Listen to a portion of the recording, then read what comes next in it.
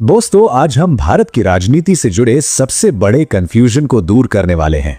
लोकसभा, राज्यसभा, विधानसभा, विधान परिषद, ये नाम सुनकर उलझन होती है ना?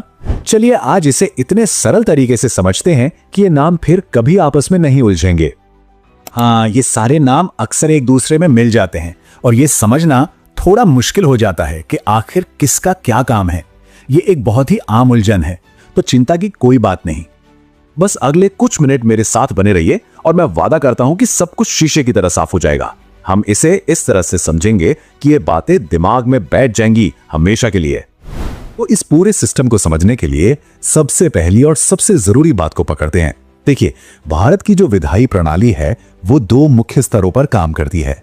एक है राष्ट्रीय स्तर, जिसे हम केंद्र सरकार कहते हैं, और दूसरा है राज्य का स्तर। बस यही बुनियाद है। ये जो चार नाम हम बार बार सुनते हैं ना, वो इन्हीं दो स्तरों में बटे हुए हैं। दो सदन केंद्र में है, लोकसभा और राज्यसभा, और ठीक वैसे ही दो सदन राज्य स्तर पर हैं, विधानसभा और विधान परिषद। मतलब दो सेंटर में, दो स्टेट में। ये ढांचा ही पूरी व्यवस्था की चाबी है। ठीक है, तो चलिए एक एक करके समझते हैं। सबसे पहले बात करते हैं राष्ट्रीय संसद की और इसके दोनों सदनों को जरा करीब से देखते हैं। पहला है लोकसभा, जिसे लोगों का सदन या लोअर हाउस भी कहते हैं। इसका नाम ही सब कुछ बता देता है। लोगों का सदन मतलब इसका सीधा सीधा संबंध देश की आम जनता से है। हम और आप जैसे लोग सीधे वोट देकर अपने प्रतिनिधियों को चुनते हैं और वो यहां बैठते हैं। इसीलिए इसे हाउस ऑफ द पीपल भी कहा जाता है। इसके सदस्यों को हम सांसद या एमपी यानी मेंबर ऑफ पार्लियामेंट कहते हैं। अब दूसरी तरफ है राज्यसभा, जिसे राज्यों की परिषद या अपर हाउस कहते हैं। यह पूरे देश का नहीं बल्कि अलग अलग राज्यों का प्रतिनिधित्व करती है, इसीलिए इसका नाम है राज्यों की परिषद। इसके सदस्य सीधे जनता द्वारा नहीं चुने जाते, बल्कि राज्यों के जो विधायक होते हैं ना, वो इन्हें चुनते हैं। इसके सदस्य भी सांसद या एमपी ही कहलाते हैं। अब इन दोनों सदनों के बीच का अंतर समझना बहुत जरूरी है।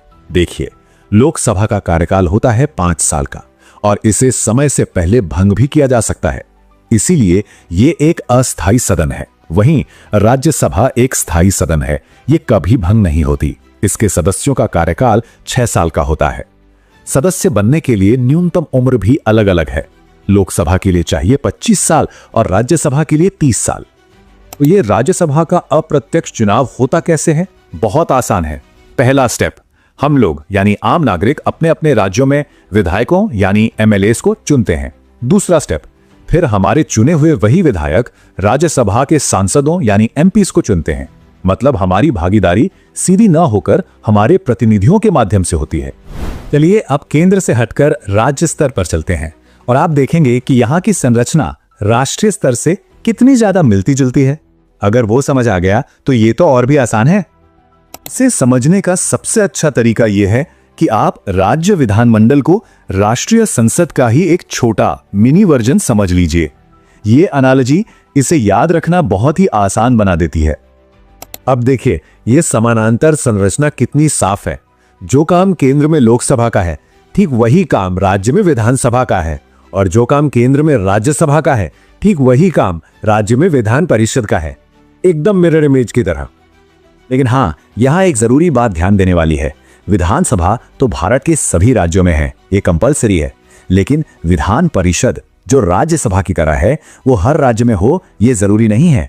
अभी की बात करें तो ये सिर्फ 6 राज्यों में है: बिहार, महाराष्ट्र, कर्नाटक, आंध्र प्रदेश, तेलंगाना और उत्तर प्रदेश। और देखिए, यहां भी सब कुछ वैसा ही है। राज्य के इन दोनों सदनों की खासियतें बिल्कुल अपने नेशनल काउंटरपार्ट्स जैसी हैं। विधानसभा का कार्यकाल 5 साल का अस्थायी है, बिल्कुल लोकसभा की तरह, और विधान परिषद का कार्यकाल 6 साल का स्थायी है, बिल्कुल राज्यसभा की तरह। न्यूनतम उम्र की शर्तें भी वही हैं, विधानसभा के लिए 25 और विधान परिषद के लिए 30 साल। पैटर्न एकदम सेम है।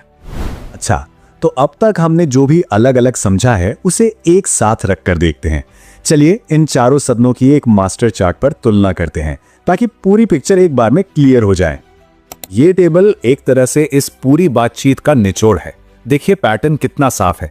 एक टीम है लोकसभा और विधानसभा की, दोनों में डायरेक्ट चुनाव, 5 साल का कार्यकाल और दोनों अस्थायी, दूसरी टीम है राज्यसभा और विधान परिषद की। दोनों में इनडायरेक्ट चुनाव, 6 साल का कार्यकाल और दोनों स्थायी। सदस्यों के नाम भी याद रखना आसान है। केंद्र में एमपी और राज्य में एमएलए या एमएलसी। और हां, सरकार का मुखिया, लोकसभा में बहुमत दल का नेता प्रधानमंत्री बनता है और विधानसभा में बहुमत दल का नेता मुख्यमंत्री। अब एक बहुत ही लॉजिकल सवाल उठता है कि भाई राष्ट्रीय और राज्य दोनों स्तरों पर ये दो सदन बनाने की जरूरत ही क्या थी? एक से काम नहीं चल सकता था? असल में इसका उद्देश्य है शक्तियों का संतुलन बनाना।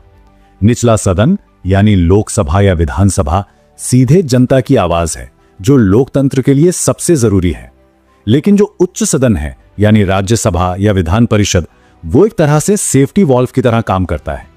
वो ये पक्का करता है कि कोई भी कानून जल्दबाजी में पास ना हो जाए। यहां विधेयकों पर दोबारा विचार होता है, गहराई से बहस होती है।